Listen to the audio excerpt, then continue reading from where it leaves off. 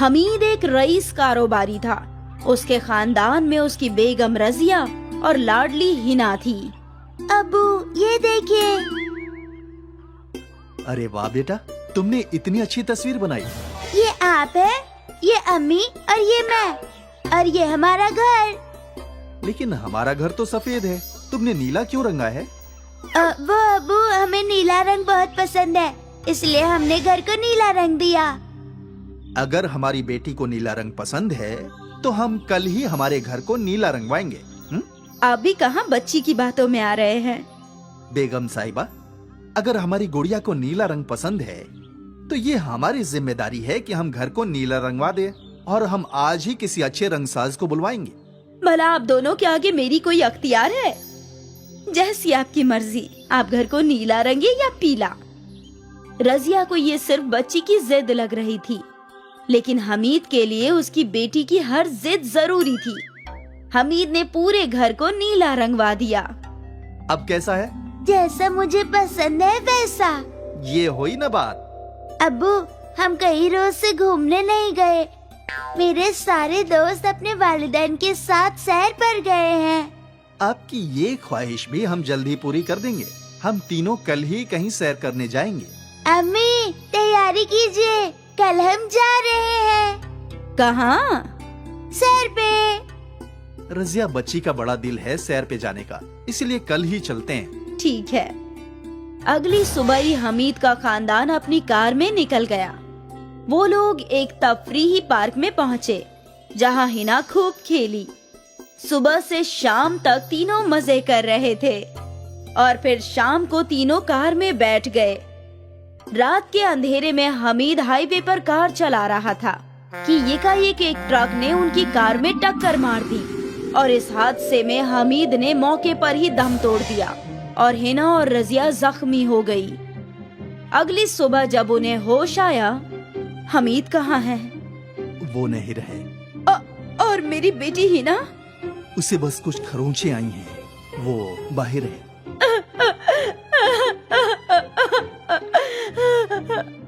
آپ کے سر پر گہری چوٹ ہے، آپ کو آرام کرنے کی ضرورت ہے.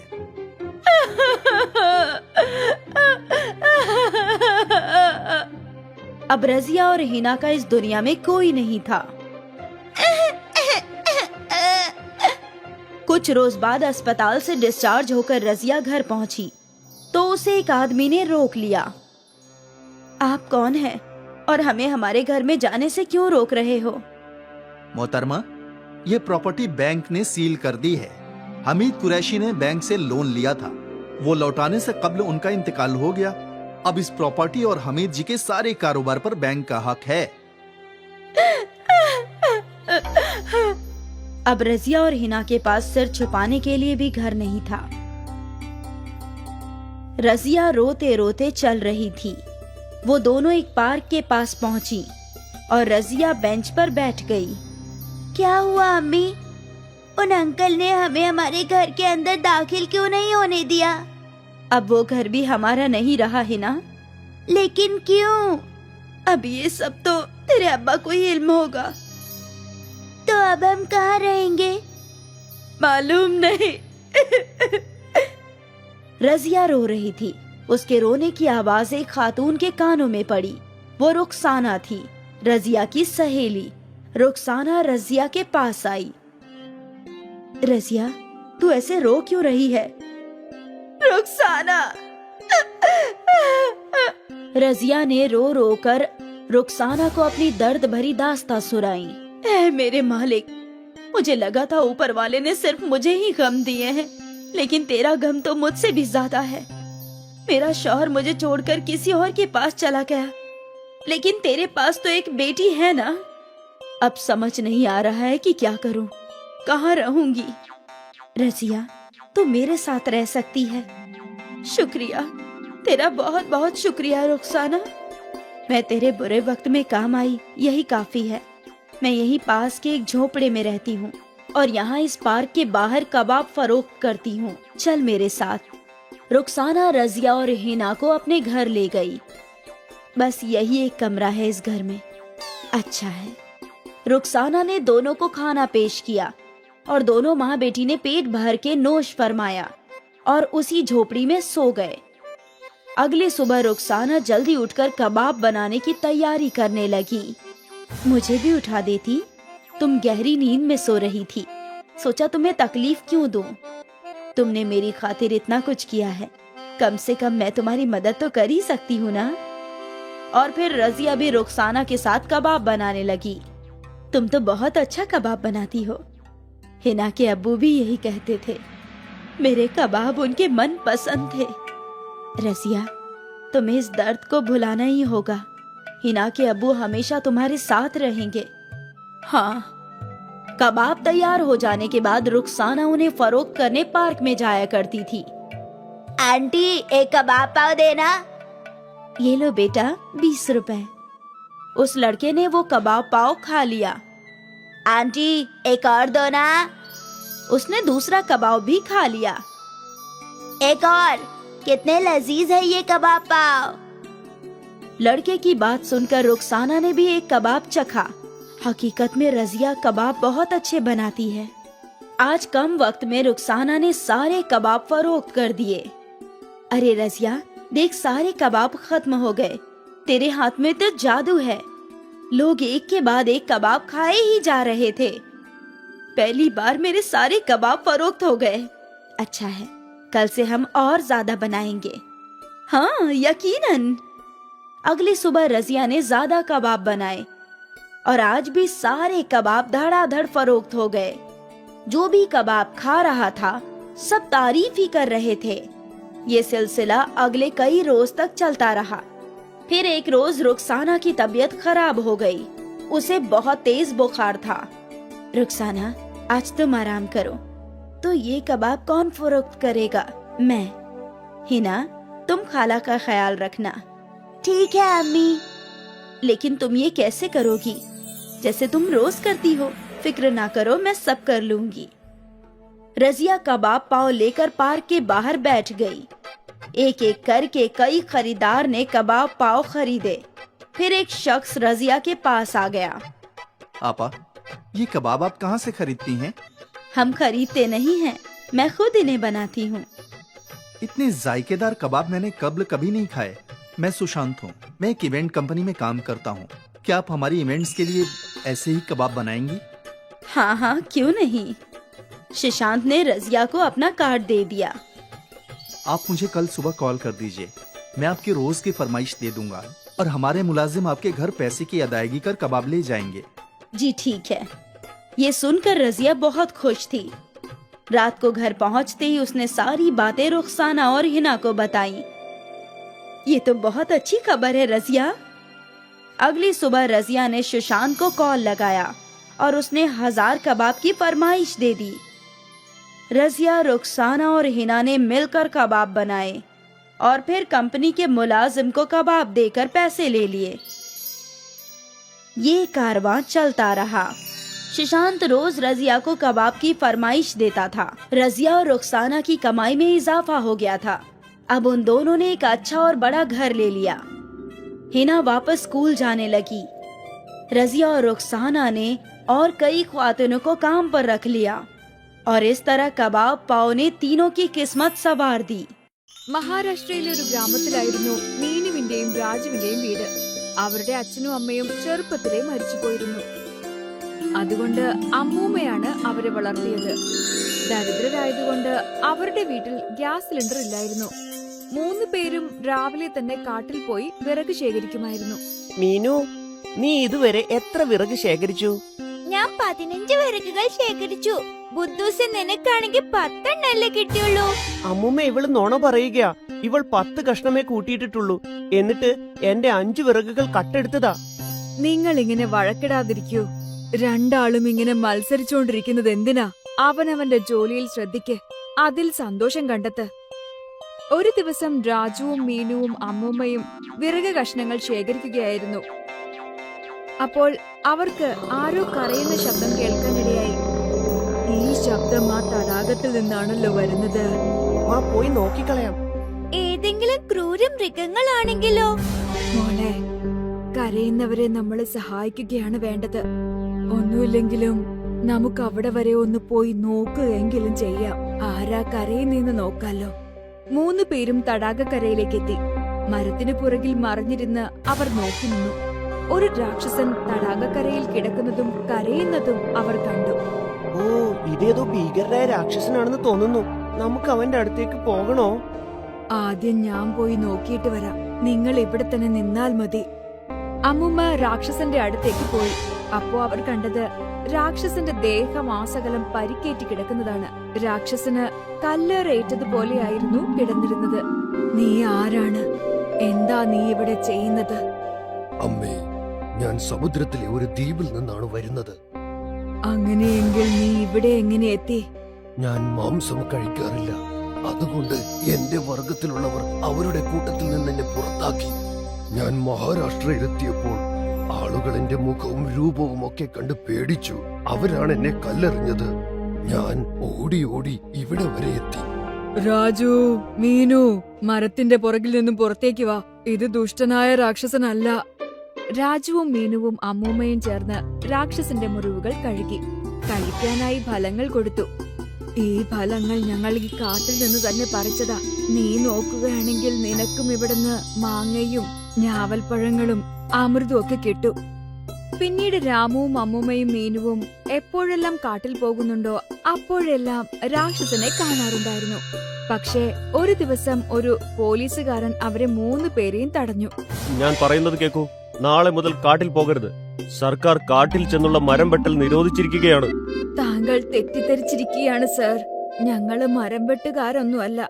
വെറുതെ നിലത്ത് കിടക്കുന്ന വിറക് കഷണങ്ങൾ ശേഖരിക്കുകയേ ഉള്ളൂ. ദേ അമ്മൂമ്മേ, ഞങ്ങളെ പൊട്ടന്മാരാക്കരുത്. ഒരു പ്രാവശ്യം ഞാൻ കേറണ്ടെന്ന് പറഞ്ഞാ കേറണ്ട. അങ്ങനെ അവരുടെ കാട്ടിലേക്കുള്ള യാത്ര തടയപ്പെട്ടു. വിറക് കിട്ടാനില്ലാത്തത് കാരണം രാജുവിന്റെയും മീനയുടെയും വീട്ടിൽ പലപ്പോഴും അടുപ്പ് പുകയാതെയായി. പഴങ്ങളും കിട്ടാതെയായി. അമ്മൂമ്മ പരിചയക്കാരുടെ കടയിൽ നിന്നും അവർക്ക് വേണ്ട സാധനങ്ങൾ കടം വാങ്ങി തുടങ്ങി. അങ്ങനെ അത് വീട്ടിലേക്ക് കൊണ്ടുവന്നു. ഇതാ മക്കളെ, ഇത് ബിസ്ക്കറ്റാ. ഉപ്പുള്ളതാണ്, എങ്കിലും കഴിച്ചോളൂ. എനിക്കറിയില്ല ഇനി എന്ന് നമ്മുടെ വീട്ടിൽ അടുപ്പ് പുകയുമെന്ന്. കുറച്ചു ദിവസങ്ങൾക്ക് ശേഷം അമ്മുമ്മ കടയിൽ സാധനങ്ങൾ വാങ്ങാൻ ചെന്നു. കടക്കാരൻ അപ്പോൾ കടം കൊടുക്കാൻ വിസമ്മതിച്ചു. ഇതിനു മുന്നേ വാങ്ങിയ സാധനങ്ങളുടെ പണമൊന്നും തരാതെ പിന്നെയും സാധനങ്ങൾ വാങ്ങാൻ വന്നിരിക്കുന്നോ? കടം മേടിക്കുന്നതിനൊക്കെ ഒരു പരിധിയില്ല എന്റെ അമ്മൂമ്മേ. ഒരു കാര്യം ചെയ്യ്, കുട്ടികളെയും കൂട്ടി മുംബൈക്ക് പൊക്കോ. എന്തെങ്കിലുമൊക്കെ ജോലി കിട്ടാതിരിക്കില്ല. മുത്തശ്ശി വീട്ടിലേക്കെത്തി എല്ലാ കാര്യങ്ങളും രാജുവിനോടും മീനുവിനോടും പറഞ്ഞു. എന്താ മക്കളെ, നമുക്ക് മുംബൈക്ക് പോയാലോ? ആ മുമ്മേ, നമുക്ക് പോവാം. മുംബൈ കാണാനെന്ന് ഓർക്കുമ്പോ എക്സൈറ്റഡാ ഞാൻ. പക്ഷെ അമ്മൂമ്മേ, നമുക്ക് അങ്ങോട്ട് പോകാനായിട്ട് ധാരാളം പണം വേണ്ടേ? നിങ്ങളുടെ മുത്തശ്ശന്റെ ഓർമ്മയാണ് ഈ താലി. ഈ താലി എന്നും എന്റെ കൂടെ ഉണ്ടാകണമെന്നായിരുന്നു ആഗ്രഹം. എങ്കിലും ഇത് പണയം വെച്ചോ വിറ്റോ എങ്ങനെയെങ്കിലും കുറച്ച് കാശുണ്ടാക്കാം. രാജുവും മീനുവും മുത്തശ്ശിയും മുംബൈക്ക് പോയി. എന്നാൽ അവർക്ക് അവിടെ എന്ത് കച്ചവടം ചെയ്യണമെന്നൊന്നും അറിയില്ലായിരുന്നു.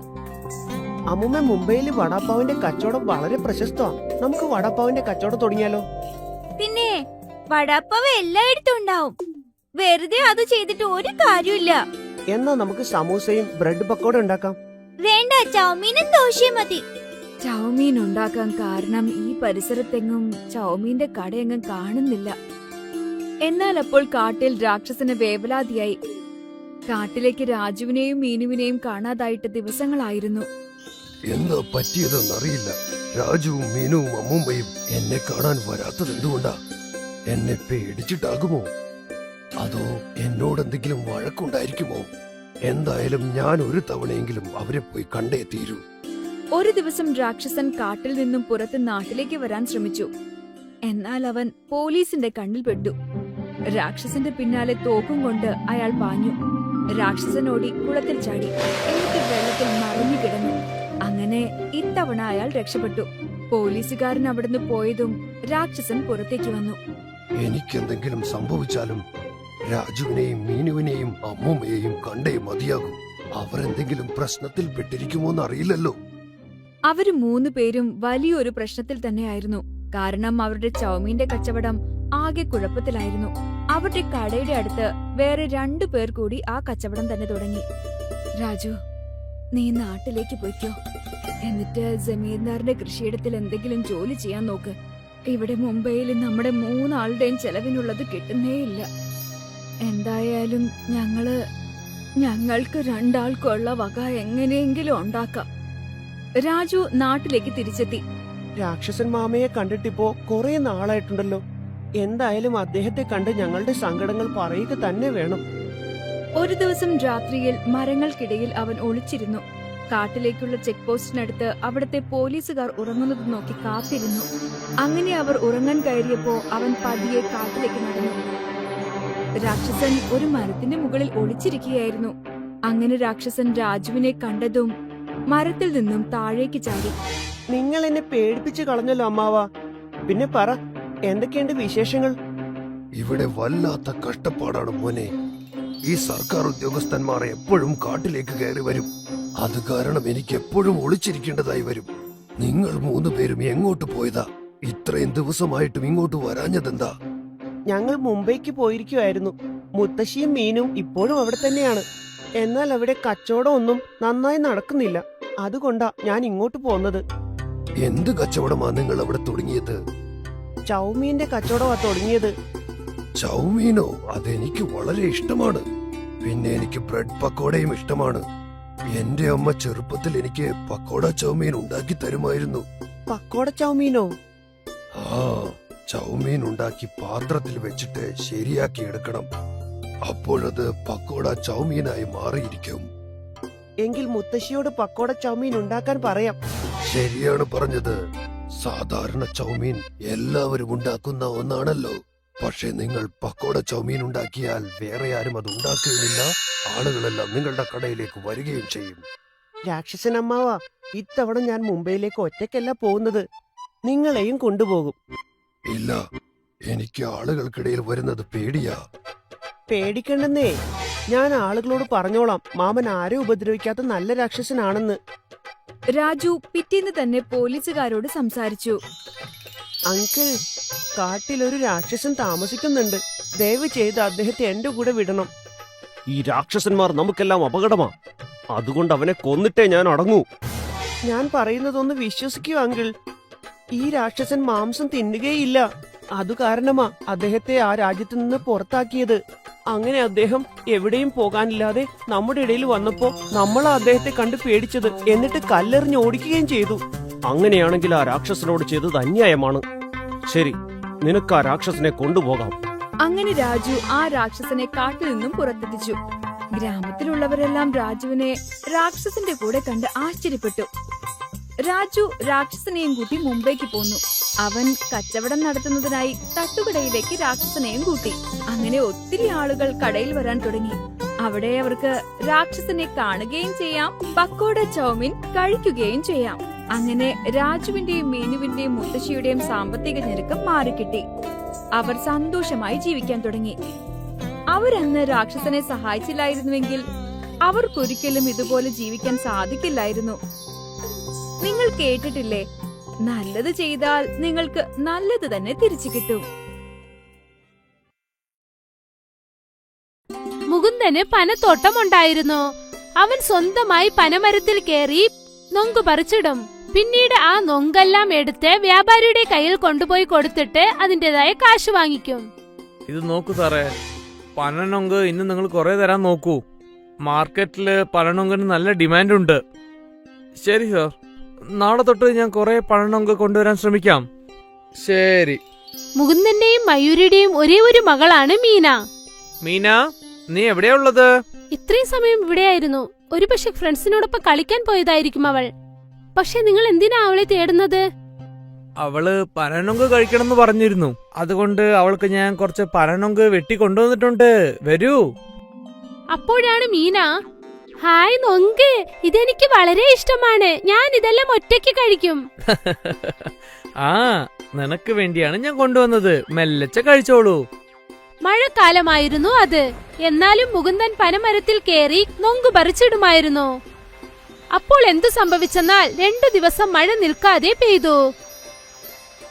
ദൈവമേ, എത്രയും പെട്ടെന്ന് ഈ മഴ നിന്നേ പറ്റുള്ളൂ. നിങ്ങൾ മരത്തിൽ കയറുമ്പോൾ ശ്രദ്ധിച്ചു കയറണേ. മരത്തിലൊക്കെ മഴ കാരണം പായൽ പിടിച്ചിട്ടുണ്ടാകും. ആ, ഞാൻ ശ്രദ്ധിച്ചെന്നെ മരത്തിൽ കയറുന്നത്. ഞാൻ എന്താ പുതിയതായിട്ടാണോ കേറാൻ പഠിക്കുന്നത്? നിങ്ങൾ വലിയ ബലശാലിയാണെന്ന് എനിക്കറിയാം, പക്ഷെ ശ്രദ്ധിച്ച് കേറിയാൽ മതി. ഓ ശരി എന്റെ ഓഫീസറേ, ഞാൻ പറഞ്ഞ് ശ്രദ്ധിച്ചോളാം. ദേ ഇപ്പൊ പോയി ഇപ്പൊ വരാം. ശരി. മുകുന്ദൻ പനമരത്തിൽ കേറി ഓരോരോ നൊങ്കായി പതുക്കെ പതുക്കെ പറിച്ചിട്ടു. കുറച്ചു സമയത്തിനകം ഇടിവെട്ടി. പിന്നെ പെട്ടെന്ന് മീൻ അവിടേക്ക് വന്നു. അച്ഛാ! മീനയുടെ ശബ്ദം കേട്ടതും മുകുന്ദന്റെ ശ്രദ്ധ തെറ്റിപ്പോയി. അതുകൊണ്ട് അദ്ദേഹം മരത്തിൽ നിന്നും താഴേക്ക് വഴുതി വീണു. ഓ അച്ഛാ! മീന നിലവിളിക്കുന്ന ശബ്ദം കേട്ട് ഗ്രാമത്തിൽ തൊട്ടരികിലുണ്ടായിരുന്ന കുറെ പേര് അവിടേക്ക് ഓടി വന്നു. കൊച്ചച്ചാ, അച്ഛൻ താഴെ വീണു. ഗ്രാമത്തിലെ ആളുകളൊക്കെ അത് നോക്കി നിന്നു. മുകുന്ദനെ ഓപ്പറേഷൻ തിയേറ്ററിൽ ചേർത്തു. ഇനി ഒരിക്കലും അദ്ദേഹത്തിന് സ്വന്തം കാലിൽ നിൽക്കാൻ പറ്റില്ല. ഇപ്പൊ എന്ത് ചെയ്യാനാ? ഇനി നമ്മുടെ കുടുംബം നമ്മളെ എങ്ങനെ നോക്കാനാ? നിങ്ങൾ ഒന്നുകൊണ്ട് വിഷമിക്കേണ്ട, എന്തെങ്കിലും ഒന്ന് തീർച്ചയായും നടക്കും. ദൈവം നമുക്ക് കഷ്ടം തന്നിട്ടുണ്ടെങ്കിൽ പുറത്തു വരാനുള്ള വഴിയും തീർച്ചയായും കാണും. പക്ഷെ എങ്ങനെ? ഇപ്പൊ ഞാൻ ഊനമായല്ലോ. ഇതിന് പകരം ആ ദൈവം എന്നെ കൊന്നാ മതിയായിരുന്നു. അങ്ങനെയൊന്നും പറയല്ലേ, നിങ്ങളാണ് ഞങ്ങളുടെ ജീവിതം മൊത്തം. മയൂരിയും മുകുന്ദനും ഒരുപാട് വിഷമത്തിലായിരുന്നു. അവരുടെ ഭാവി എന്താകുമെന്ന് ആലോചിച്ച്. കുറച്ചു ദിവസങ്ങൾക്ക് ശേഷം മുകുന്ദനെ വീട്ടിലേക്ക് കൊണ്ടുവന്നു. അവർ രണ്ടുപേരും ചേർത്ത് വെച്ചിരുന്ന മുഴുവൻ കാശും അവനെ ചികിത്സിക്കാനായി കാലിയായി. ഞാൻ എന്തെങ്കിലും ഒരു ജോലി തേടാം. നീ ജോലിക്ക് പോകാൻ പോവാണോ? നീ ജോലിക്ക് പോയാൽ പിന്നെ വീട്ടു ജോലി ഇതൊക്കെ എങ്ങനെ ചെയ്യും? ഞാൻ എന്തെങ്കിലുമൊക്കെ ചെയ്യാൻ ചേട്ടാ. തീർച്ചയായിട്ടും വേറെ എന്തെങ്കിലും വഴിയുണ്ടാവും. सुनील और आसिफ दो दोस्त थे। वो दोनों एक ही गांव में रहते थे और एक साथ बांस काटने जाया करते थे। हमें जंगल के नीचे की जानिब जाना चाहिए। वहाँ बहुत सारे बड़े बड़े बांस के दरख्त हैं, लेकिन वहाँ जाने के लिए हमें दरिया पार करना होगा। लेकिन अगर आते वक्त नदी में बहाव ज्यादा रहा तो हम लौटेंगे कैसे? हम तभी उस जानिब जाएंगे जब दरिया का बहाव कम हो और जल्दी जल्दी बांस काट कर लौट आएंगे। ज्यादा लंबे बांस से ज्यादा पैसे हासिल होंगे, वो सोचो। ये भी ठीक है, तो कल ही चलते हैं। अगले रोज से सुनील और आसिफ निचले जंगलों में पहुंचे।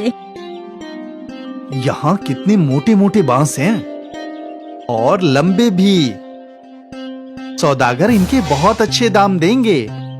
हाँ, उम्दा बांस पाकर दोनों बेहद खुश थे। वे लोग उन बांसों को अपने गांव ले आए। बहुत खूब, बहुत अरसे बाद ऐसे बांस देखे हैं। अब इनके दाम भी अच्छे लगाना। हाँ हाँ, एक बांस के 200 रुपये। तुम दोनों 5 बांस लाए हो, इनके हुए 1000। 1000 पाकर दोनों बेहद खुश थे। वो पैसे दोनों ने आपस में बांट लिए। रोज छोटे छोटे बांस से सिर्फ 300 रुपये की कमाई होती थी, आज 500 रुपये की। अब तो हम जंगल के निचले हिस्से में ही जाया करेंगे।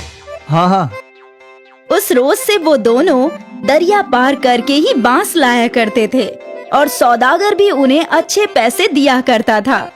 एक सुबह दोनों दोस्त जाने के लिए निकले। भाई अम्मी ने फरमाया है कि बाजार से कुछ चावल और मसाले लाने हैं और मुझे पनीर भी लेना है। तो चल कब्ल बाजार चलते हैं, फिर वहाँ से दरिया पार जाएंगे। हाँ, दोनों काम एक साथ हो जाएगा। दोनों बाजार पहुँचे और उन्हें जो जो सामान लेना था उन्होंने खरीद लिया। देख दोस्त, कितना ताजा पनीर मिला है। आज रात तो मेरी दावत है। मैं भी आऊंगा नोश फरमाने। हाँ ना, तुझे कभी मना किया है क्या? चल अब दरिया पार चलते हैं। बांस काट कर फरोख्त भी तो करना है। हाँ हाँ। और वो दोनों निचले जंगल की जानिब बढ़ गए। हमेशा की तरह उन दोनों ने दरिया पार किया और फिर जंगल में पहुंच गए और बांस काटने लगे। लेकिन यकायक बारिश शुरू हो गई। हमें घर लौटना चाहिए, दरिया में पानी बढ़ने लगेगा। हाँ, बस ये आखिरी बांस काट लेते हैं। हाँ। बारिश और तेज हो गई। कुछ ही देर में उनका बांस कट गया और वो लोग बांसों को इकट्ठा करके दरिया की जानिब बढ़ने लगे, लेकिन दरिया में तूफान था। दरिया में पानी बहुत ज्यादा है दोस्त, इतनी उफान में दरिया पार करना वाजिब नहीं होगा। हाँ, हम कुछ देर जंगल में इंतजार करते हैं। हाँ, उस जानिब जो गुफा है वहीं इंतजार कर लेते हैं। दोनों गुफा की जानिब गए। गुफा में कब्ल ही कुछ सूखी लकड़ियां थी। इनको जला देता हूँ, थोड़ी गर्मी रहेगी। आसिफ ने जो सामान खरीदा था उसमें माचिस भी था। आसिफ ने उन सूखी लकड़ियों को आग लगा दी और दोनों दोस्त आग सेकने लगे। बहुत भूख लगी है यार, मुझे भी। सुन, हम कुछ बना लेते हैं। वैसे भी थोड़ा बहुत राशन तो है ही हमारे पास, लेकिन हम बनाएंगे कैसे? हमारे पास बर्तन तो है नहीं। तभी आसिफ का तवज्जो बांस की जानिब गया। हमारे पास बांस तो है, बांस के अंदर खाना पका सकते हैं। कैसे? तुमने बांस बिरयानी नहीं सुनी? नहीं, बांस में बिरयानी भी बनती है, लेकिन हमारे पास गोश्त कहाँ है? गोश्त नहीं है तो क्या हुआ, हमारे पास पनीर तो है, पनीर बिरयानी बना लेते हैं। लेकिन कैसे? तू देखता जा। आसिफ ने 2 बांस के टुकड़े काटे और उसके पास जो चावल थे वो धो दिए। बांस में चावल, मसाले, पानी, नमक और पनीर डाल दिया।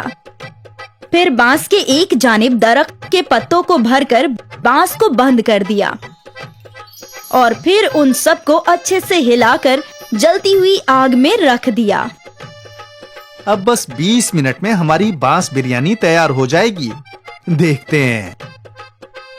बांस आग में अच्छे से सिकने लगा और जब बांस पूरी तरह से जल गया तो बहुत ही मीठी मीठी खुशबू गुफा में फैल गई। मालूम होता है बिरयानी तैयार हो गई है दोस्त। आसिफ ने वो बांस बाहर निकाला और 2 केले के पत्ते लगा दिए और जैसे ही बांस थोड़े ठंडे हुए तो बिरयानी केले के पत्तों पर निकाल ली। दिखने में तो बहुत खूब लग रहा है। अब जैसी भी हो, भूख लगी है, खाते हैं। चल। दोनों ने बिरयानी चखी और दोनों मुतमईन हो गए और फिर दोनों बड़े मजे से बांस बिरयानी खाने लगे। भाई, तू तो ऐसी लाजवाब बांस बिरयानी बनाता है ना कि क्या बताऊं। शुक्रिया। तुझे तो ये बिरयानी फरोख्त करनी चाहिए दोस्त। कहाँ मेहनत मजदूरी कर रहा है, इस बिरयानी को मशहूर होने में वक्त नहीं लगेगा। वाकई। हाँ, तू कहे तो साथ में ढाबा खोलते हैं। हाँ हाँ, क्यों नहीं। जब बारिश रुकी, दरिया का पानी कम हुआ तो दोनों दोस्त सारे बांस लेकर अपने गांव आ गए, लेकिन आज उन्होंने बांस फरोख्त नहीं किए। अगले रोज आसिफ और सुनील ने गांव के चौराहे पर अपनी दुकान लगाई। गांव वाले हैरत में थे कि आखिर ये लोग बांस में क्या फरोख्त कर रहे हैं। अरे बेटा, ये क्या है? ये बांस बिरयानी है चाचा, पनीर की। बांस बिरयानी? जरा हमें भी खिलाओ। गांव के लोगों ने पहली मर्तबा बांस बिरयानी चखी। अरे वाह, क्या खूब जायका है आसिफ भाई। ऐसी बिरयानी जिंदगी में नहीं खाई, मजा आ गया। आसिफ और सुनील की बांस बिरयानी गांव में मशहूर हो गई। खरीदार कतार में खड़े रहकर बांस बिरयानी खाने लगे।